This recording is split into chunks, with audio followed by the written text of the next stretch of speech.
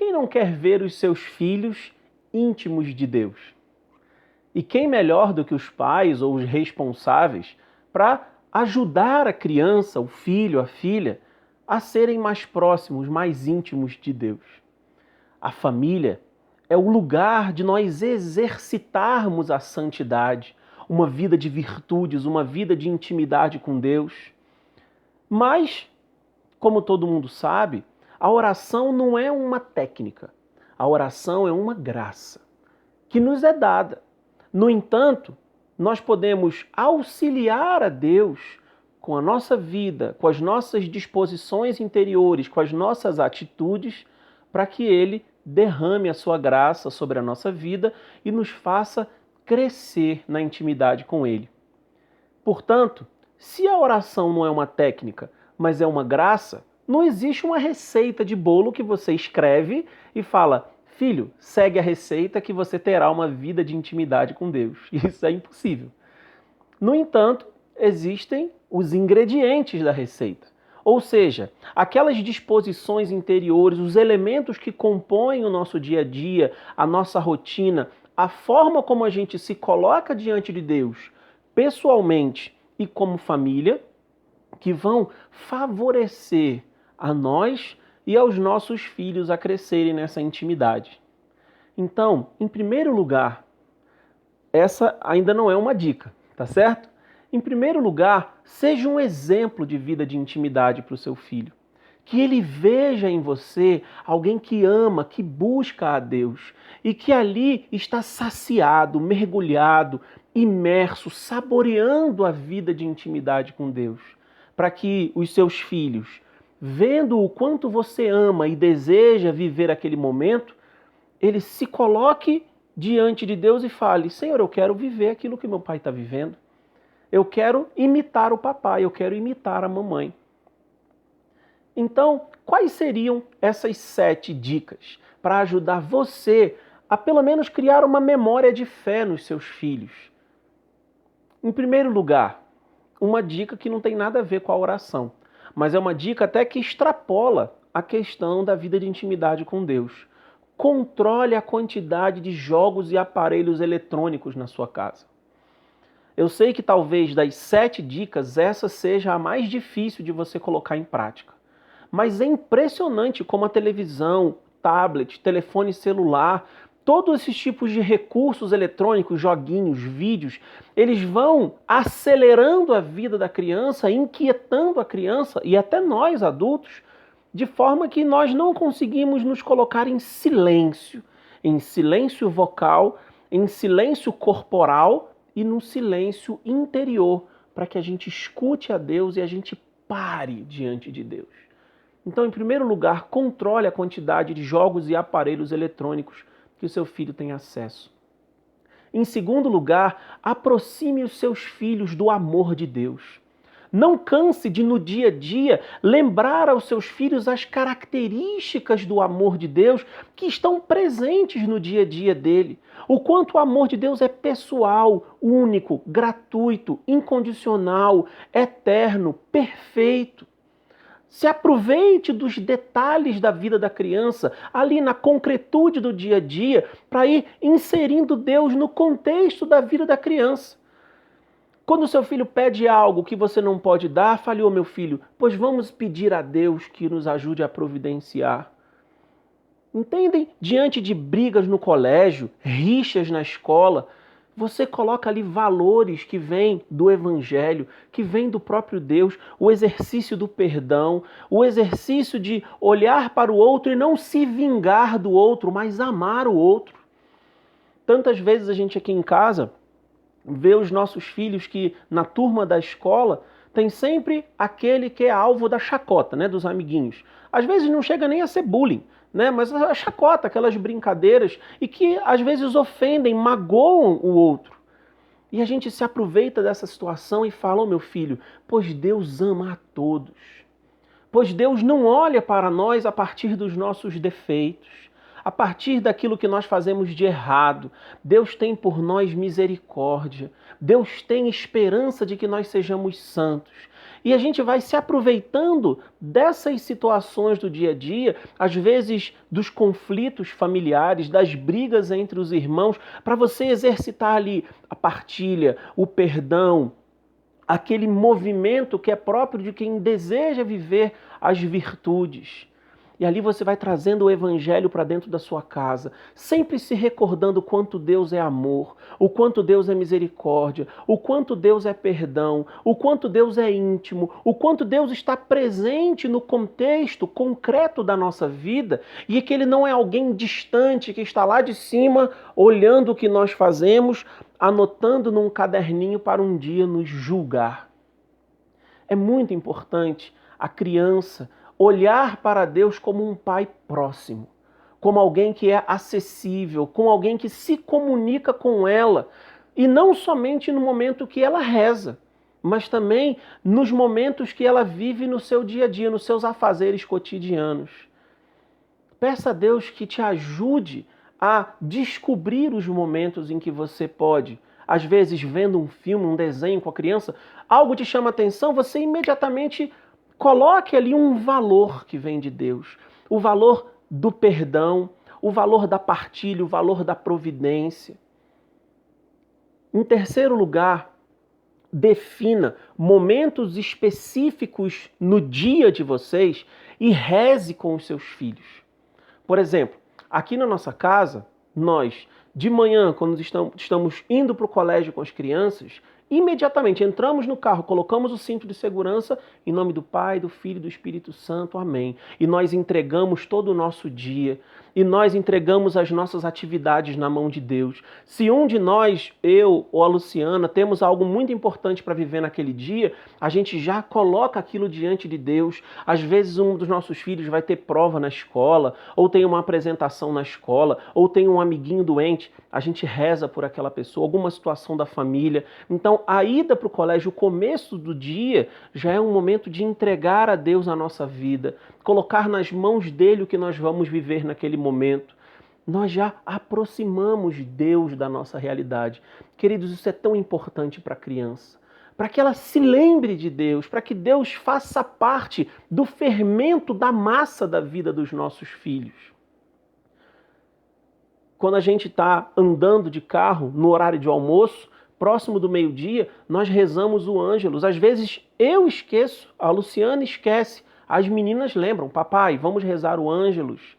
E elas rezam em nome do Pai, do Filho e do Espírito Santo, amém. O anjo do Senhor anunciou a Maria. Queridos, são 3 minutinhos, 2 minutinhos. E elas já decoraram, as meninas que são mais velhas, elas já rezam sozinhas. Foi assim que elas aprenderam a rezar Salve Rainha. No final do Ângelus, ao invés de rezar uma outra oração, reze a Salve Rainha. E elas já aprenderam a rezar a Salve Rainha. Voltando da escola, 6 horas da tarde, reze o Ângelus. Ah, Renato, mas eu busco 5h30. Reze o Ângelus. Deus é Senhor do tempo. Reze novamente. E antes de dormir, faça uma revisão de vida com os seus filhos. Vá ensinando a eles, pedindo que eles repitam a sua oração, para que eles também vão aprendendo a se colocar diante de Deus como filhos. E nesse momento da revisão de vida à noite, faça uma revisão completa, aquilo que a igreja nos ensina. Faça um momento de pedido de perdão, peça que eles fechem os olhos, que eles lembrem de como foi o dia deles, aquilo que eles fizeram de errado, aquilo que precisaria ser corrigido, aquilo que diante de Deus foi uma ofensa, aquilo que foi uma ofensa para os outros.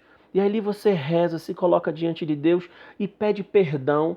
Às vezes um filho está brigado com o outro, manda se levantar, se levante da cama, dê um abraço no seu irmão e na sua irmã, porque o sol não se ponha sobre a vossa ira. E ali eles ficam meio resistentes, mas depois vão lá, se abraçam, se perdoam. Queridos, assim nós vamos envolvendo a vida dos nossos filhos com Deus. No final dessa oração, perdão, depois a gratidão, o louvor, o agradecimento a Deus pelo seu perdão e por tudo que foi vivido naquele dia. E termine esse momento da revisão de vida à noite pedindo, fazendo súplicas a Deus por aquela noite de sono, por alguém da família que talvez esteja adoentado ou com uma necessidade específica. Peça que todos rezem.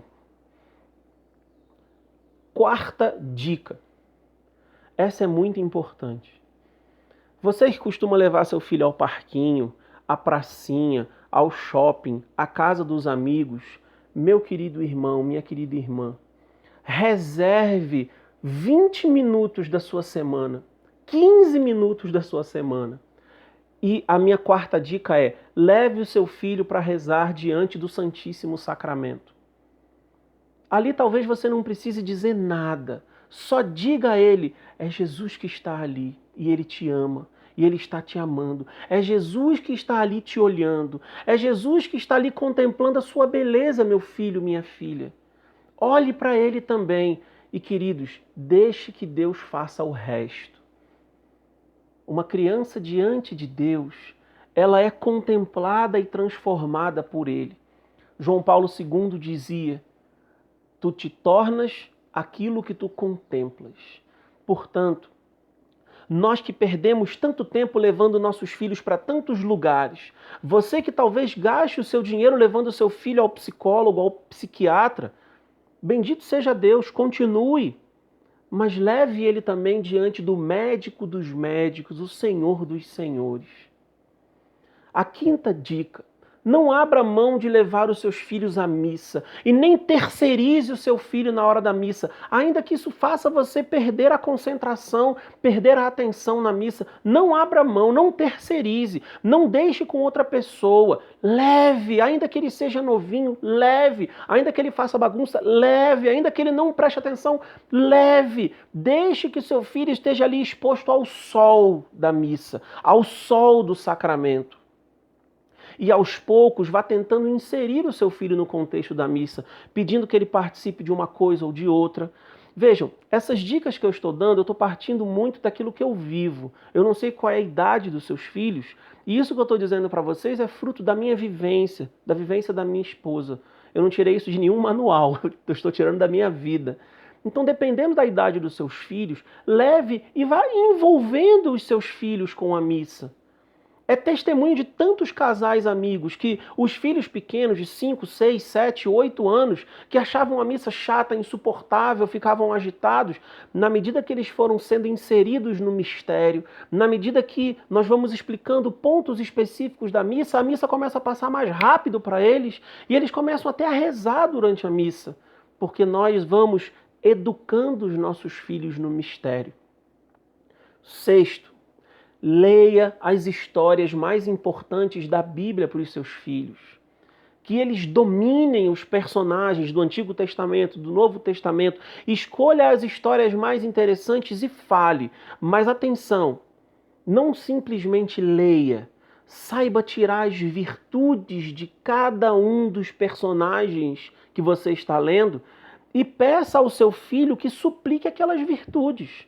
As virtudes de Pedro, as virtudes de João, as virtudes de Davi. Vá pedindo que ele, vendo a virtude, vendo a generosidade daquele personagem, vendo a obediência daquele personagem bíblico, daquela figura bíblica, suplique a Deus que ele também viva aquilo.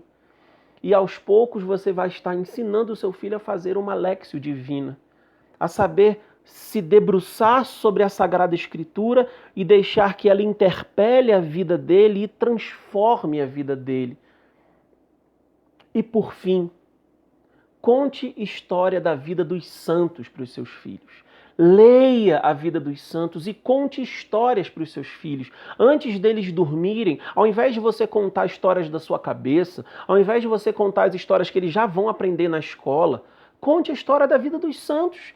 Ah, Renato, mas eu não sei. Então você primeiro aprenda. E se você tiver dificuldade de aprender, existem aplicativos de celular que dizem a história do santo daquele dia. Conta a história do santo daquele dia. Ou se for uma história muito chinfrim, que não tem muitos elementos, pega um outro santo que você conheça um pouco melhor. Fale da bravura de São Francisco, da pequenez de Santa Teresinha, da inteligência de Santa Edith Stein. Você vai pegando santos que para você são caros, pince virtudes dos santos e deixe que aquilo seja apetitoso para os seus filhos, de forma que eles desejem ser como aquele santo, e não que aquele santo seja algo tão longe de mim que ele nem quer alcançar a santidade daquele santo. Portanto, queridos, essas são as 7 dicas que eu gostaria de dar para vocês Compartilhe esse vídeo com os seus amigos, com as pessoas que você percebe que tem necessidade de mergulhar a vida deles e dos filhos numa intimidade maior com Deus. Deus abençoe você e, se você puder, deixe nos comentários desse vídeo a sua experiência com os seus filhos, na educação, na fé dos seus filhos. Se você puder também, se inscreva no meu canal para que a gente possa compartilhar aqui ideias a respeito da defesa da vida humana, da nossa família, da sua família e daquilo que nós temos como dom para oferecer na evangelização das famílias deste mundo. Um abraço e Deus abençoe você e a sua família.